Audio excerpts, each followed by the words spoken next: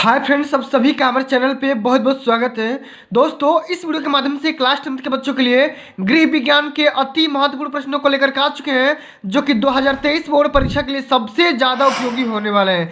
प्यारे बच्चों, आप सभी यकीन मानो कि अगर आप इन सभी प्रश्नों को तैयार कर लेते हो तो बोर्ड के पेपर में अच्छे से अच्छे अंक स्कोर कर सकते हो, ये मैं दावे के साथ बोल सकता हूँ। प्यारे बच्चों, इस वीडियो के माध्यम से जितने भी टाइप्स के मोस्ट इंपोर्टेंट क्वेश्चन होने वाले हैं, सबको मैं इस वीडियो के माध्यम से बताने वाला हूँ। Long answer type question, short answer type question, सब कुछ बताऊंगा। और इस वीडियो का खास बात यह है कि इस वीडियो के माध्यम से बोर्ड के पेपर में बार बार पूछा जाने वाले हैं न्यूमेरिकल को भी मैं सॉल्व करवाऊंगा। बोर्ड के पेपर में बहुत सारे क्वेश्चन पूछे जाते हैं, ठीक है, न्यूमेरिकल भी पूछे जाते हैं। तो इन दो न्यूमेरिकल को वीडियो के माध्यम से बताने वाला हूं, जो कि बोर्ड के पेपर में कई बार ये लगातार पूछे जा चुके हैं, ठीक है। ठीक, इसको ध्यान से देखना, समझ लेना, तैयार कर लेना।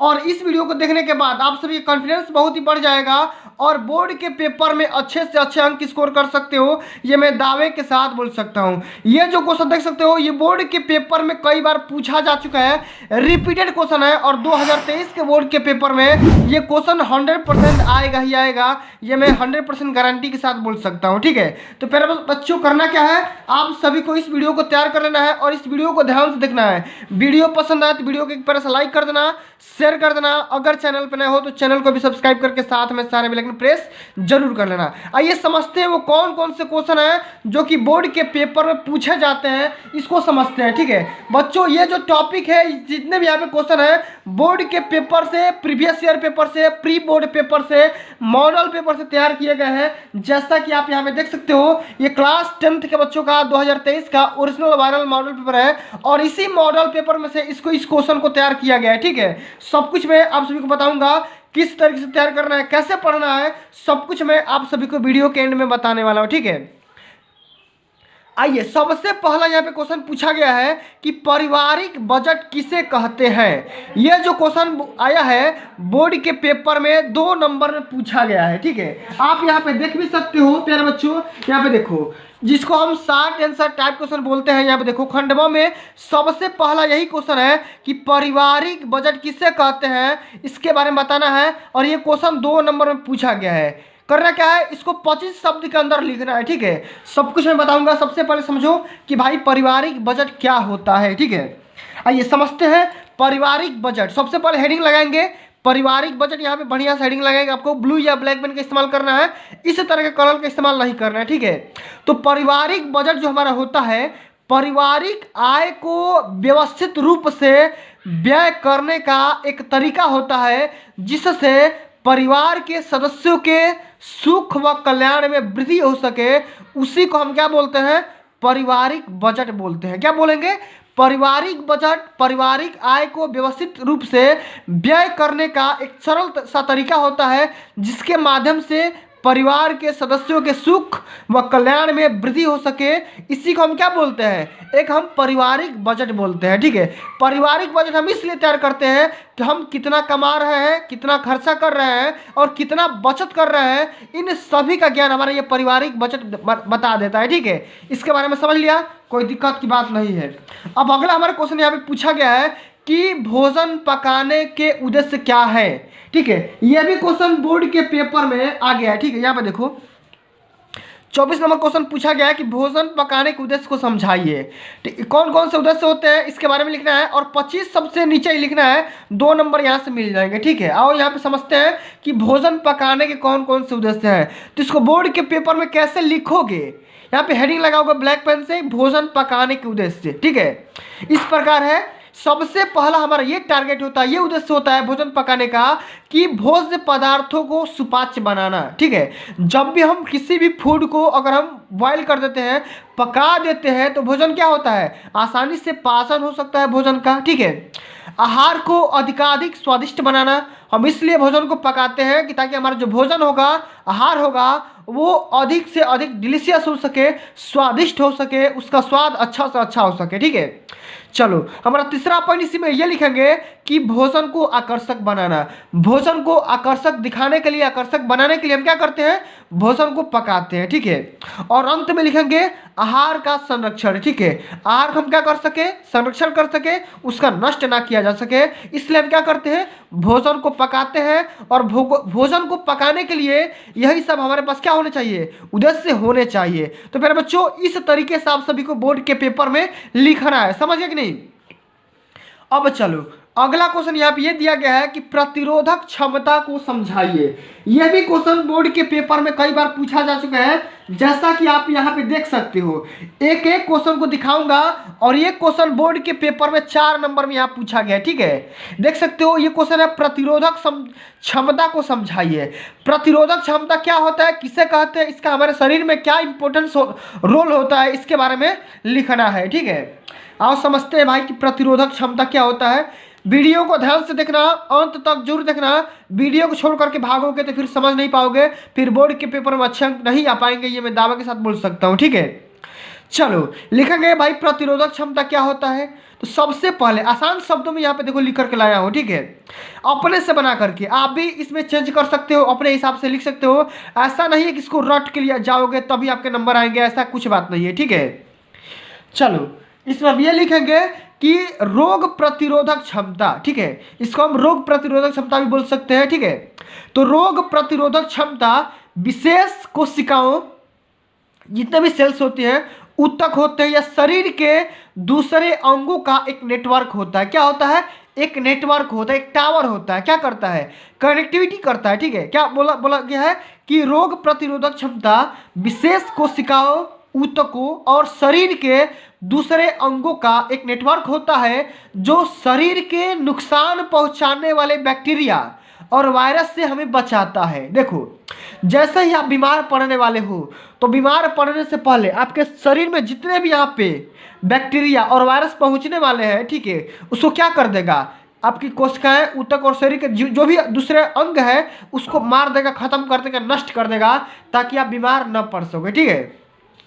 समझ गया कि नहीं। तो रोगों से लड़ने वाला जो क्षमता होता है उसी को हम क्या बोलते हैं, प्रतिरोधक क्षमता बोलेंगे। समझ में आ गया, कोई दिक्कत की बात नहीं होनी चाहिए, ठीक है। चलो अब हम सबसे पहले हम इस दोनों न्यूमेरिकल को हल करेंगे, उसके बाद हम अंत में इस विस्तृत उत्तरी क्वेश्चन आंसर को समझेंगे। ये बोर्ड के पेपर में अधिकतम अंकों में पूछा जाता है, ठीक है। इसको ध्यान से समझना है, ठीक है। आओ यहाँ पे क्वेश्चन पूछा गया है कि 20 मीटर कपड़े का दाम 300 रुपया है, तो 1 मीटर कपड़े का मूल्य बताइए। अब इसे कैसे हल करोगे, तो बहुत सा सिंपल सा तरीका है। यहाँ पे हम लिखेंगे हल, क्या करेंगे, यहाँ पे हल लिखेंगे और यहाँ पे आराम से हल करेंगे। यहाँ पे बताया गया है कि 20 मीटर कपड़े का दाम, एक एक चीज़ को आराम से लिखेंगे, ठीक है। लिखेंगे 20 मीटर, क्या लिखेंगे, 20 मीटर कपड़े का दाम, कपड़े का दाम या मूल्य कितना है बाबू, ये है 300 रुपया। अब हम इससे कितना पूछा गया है, 1 मीटर कपड़े का मूल्य बताना है, ठीक है। तो हम यहाँ पे लिखेंगे चूंकि, यहाँ पे देखो चूंकि 20 मीटर कपड़े का मूल्य है 300 रुपया, तो इसलिए 1 मीटर, ठीक है, 1 मीटर कपड़े का जो दाम होगा वो कितना हो जाएगा, आप 20 से डिवाइड कर दो, कितना हो जाएगा 300 और बट्टे में 20, ये कट जाएगा, 1 जीरो से 1 जीरो कैंसिल आउट, और 2 से ये 15 बार में कट जाएगा, यानी कि 30 और बट्टे कर 2, कितना निकल कर आ जाएगा, 15 रुपये, ठीक है। ये हमारा क्या हो गया, ये हमारा हो गया आंसर। तो इस तरीके से हल करोगे, समझ में आ गया कि नहीं, इस तरीके से हल करोगे तभी नंबर मिलेंगे, वरना नंबर काट लिए जाते हैं, ठीक है। चलो अब अगला हमारा क्वेश्चन है, समझ सकते हो कि 5,000 रुपये का 10% वार्षिक ब्याज की दर से 2 वर्षों का साधारण ब्याज कितना होगा, ये हमें बताना है, ठीक है। इसको भी आराम से हल करेंगे, आइए हल करते हैं। सबसे पहले जो भी डाटा क्वेश्चन में दिया गया है उसको हम लिख लेंगे। यहाँ पे लिखेंगे कि दिया गया है या दिया है। अब कौन कौन सा डाटा दिया गया है, सबसे पहले तो हमारा दिया गया मूलधन, ठीक है। मूलधन कितना है, 5,000 रुपया है, समझ में आ गया। अब ये जो दर होता है परसेंटेज में हमेशा दर होगा, ठीक है, और इसे हम बोलते हैं दर। दर हमारा कितना है, 10% वार्षिक है, ठीक है। समय कितना है? समय है आपका 2 वर्ष। कितना है? 2 वर्ष, ठीक है। अब हमें करना क्या है? हमें बताना है साधारण ब्याज। सभी को पता होगा ये सूत्र कि साधारण ब्याज बराबर क्या होता है? साधारण ब्याज का हमें सूत्र होता है, पता होना चाहिए। ये होता है मूलधन गुणे दर गुणे समय और बटे में कितना हो जाता है? 100, ठीक है। अब मूलधन की जगह पे रखो, मूलधन 5000 है, समझ में आ गया? 5000 गुणे दर हमारा है 10, समय है 2 और बटे में 100 कर लो। तो 1 0 से 1 0 ये कैंसिल और ये कैंसिल, तो कितना निकल करके आ गया? 5 दूना 10 यानी कि 1000 रुपया। 1000 रुपये, ये हमारा क्या हो गया? आंसर, ठीक है। तो इस तरीके से हम हल करेंगे। सबसे पहले मूलधन दिया गया है 5000, दर दिया गया है 10%, समय दिया गया है 2 वर्ष। साधारण ब्याज का फॉर्मूला लगाएंगे, मूलधन गुणे दर गुणे समय बटा में 100। मूलधन का मान रखेंगे 5000, दर का मान है 10 और समय का मान है 2 और बटे में 100 कर देंगे। 2 0 से 2 0 काट देंगे और यहाँ पे 5 गुना 10 यानी कि 1000 रुपया हमारे निकल करके आ जाएगा। समझ में आ गया? कोई दिक्कत की बात नहीं है।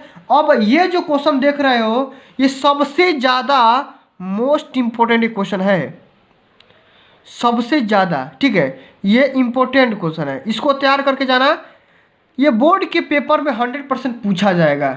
क्वेश्चन क्या बोला जा रहा है कि क्वेश्चन पूछा जा रहा है कि गणित या गृह गणित क्या होता है, किसे कहते हैं, इसके महत्व को विस्तार से समझाइए, ठीक है। या यह भी पूछा गया है कि गृह गणित का ज्ञान होना गृहिणी के लिए क्यों आवश्यक है। चलो इसको सबसे पहले दिखा दे रहा हूँ भाई, ये क्वेश्चन कहाँ पूछा गया। देखो ये क्वेश्चन पूछा गया, मैंने बताया कि इसको तैयार कर लो। गृह गणित क्या है, इसके महत्व को सविस्तार समझाइए। ये बोर्ड के पेपर में लॉन्ग आंसर, देखो दीर्घ उत्तरीय प्रश्न में पूछा गया है, ठीक है, समझ सकते हो। चलो इसको हल करेंगे, समझेंगे, आराम से समझेंगे, ठीक है। सबसे पहले यहाँ पे देखो लिखेंगे गृह गणित का अर्थ, ठीक है। यहाँ पे क्या लिखेंगे? गृह गणित का अर्थ। अब गृह गणित का अर्थ क्या होता है समझो। तो गणित यानी कि गणित का मतलब समझो कि गणित का अर्थात क्या होता है, संख्याओं के विज्ञान को जब गृह कार्यों तथा गृह व्यवस्थाओं संबंधी क्रियाकलापों में इस्तेमाल किया जाता है तब उसे हम क्या बोलेंगे? गृह गणित बोलेंगे। क्या बोलेंगे? गृह गणित। जब किसी भी संख्याओं को विज्ञान के क्षेत्र में किसी भी गृह कार्य मतलब घर के काम काज में उसका हम इस्तेमाल करेंगे तो उसको हम क्या बोल देंगे? गृह गणित बोलेंगे। समझ में आ गया? इतना कोई दिक्कत की बात नहीं है। जैसे एग्जाम्पल के तौर पे यहाँ पे आप समझ सकते हो कि बाजार से घरेलू वस्तुएं खरीदते समय जाहिर सी बात है आप जोड़ घटाना तो करते ही होगे, मार्केट में जाते होगे, मार्केटिंग करते होगे, तो कितना क्या सामान खरीदे, कितना वो लौटाया, कितना क्या हुआ, कितना खर्च किए, कितना व्यय हुआ, कितना हमारा बचा, इन सभी का कैलकुलेशन तो आप करते ही होगे। इसी को हम क्या बोलते हैं? गृह गणित बोलते हैं, ठीक है। तो बाजार से घरेलू वस्तुएं खरीदते समय दामों को जोड़ना, नौकरों को पैसा जोड़कर देना, ये सब क्या हो गया? गृह गणित का उपयोग हो गया, ठीक है। इसी के माध्यम से क्या करते हैं, इसीलिए हमारा क्या हो गया? गृह गणित आवश्यकता है, इसका महत्व हो गया। अब इसका महत्व के बारे में हम जानकारी प्राप्त करेंगे कि गृह गणित का क्या महत्व होता है, ठीक है। हेडिंग लगाएंगे, इसमें लिखेंगे कि गृह गणित का छात्रों या छात्राओं के लिए सामान्य गणित का ज्ञान अति आवश्यक है। गृह गणित का जो हमारा महत्व होता है इसका हमें क्या करना है, हमारे जीवन में इस सामान्य मैथ का हमें कंपलसरी ज्ञान होना चाहिए। क्यों? क्योंकि आहार एवं पोषण विज्ञान, वस्त्र विज्ञान आदि का व्यवस्थित अध्ययन करने के लिए कुछ गणनाएं अवश्य ही करनी पड़ती है। कुछ गणनाएं अवश्य करनी पड़ती है। जैसे मान लो कपड़े खरीद रहे हो, मकान खरीद रहे हो, रोटी खरीद रहे हो, कुछ जो मन करे, जो खरीद रहे हो या बेच रहे हो, उसका बेचने या खरीदते समय जो भी आप कैलकुलेशन करते हो इसी गृह गणित के माध्यम से तो करते हो। समझ में आ गया कि नहीं? अगला हम इसमें पॉइंट लिखेंगे कि गृह गणित का समुचित ज्ञान होने से गृहिणियों को विभिन्न कार्यों में करने के लिए किसी अन्य व्यक्ति पर निर्भर नहीं होना पड़ता है, ठीक है। मान लो कोई भी घर का काम करने के लिए घर की जो भी महिलाएं होती है, अगर इसका नॉलेज होता है तो दूसरे पर डिपेंड नहीं रहती है, वे स्वयं ही रुपए पैसे का लेन देन कर सकती है तथा गृह बजट भी तैयार कर सकती है। जो घर का बजट होता है, कितना पैसा आया, कितना गया, कितना खर्च हुआ, सब कुछ इसका नॉलेज रख सकती है। अतः हम स्पष्ट रूप से यह कह सकते हैं कि प्रत्येक गृहिणी के लिए गृह गणित का आवश्यक ज्ञान होना कंपलसरी होता है, महत्वपूर्ण है, ठीक है। तो फिर बच्चों इस तरीके से आप सभी को बोर्ड के पेपर में हल करना है, इन सभी क्वेश्चन को लिखना है, तभी आपके अच्छे से अच्छे नंबर मिल सकते हैं। ठीक है, तो साथियों आज के लिए बस इतना ही। अगर ये वीडियो आप सभी को अच्छी लगी होगी, हेल्पफुल लगी होगी, तो वीडियो को लाइक कर देना, शेयर कर देना। अगर चैनल पर नए हो तो सब्सक्राइब भी कर देना। मिलते हैं अगली वीडियो में, तब तक के लिए जय हिंद, जय भारत, वंदे मातरम।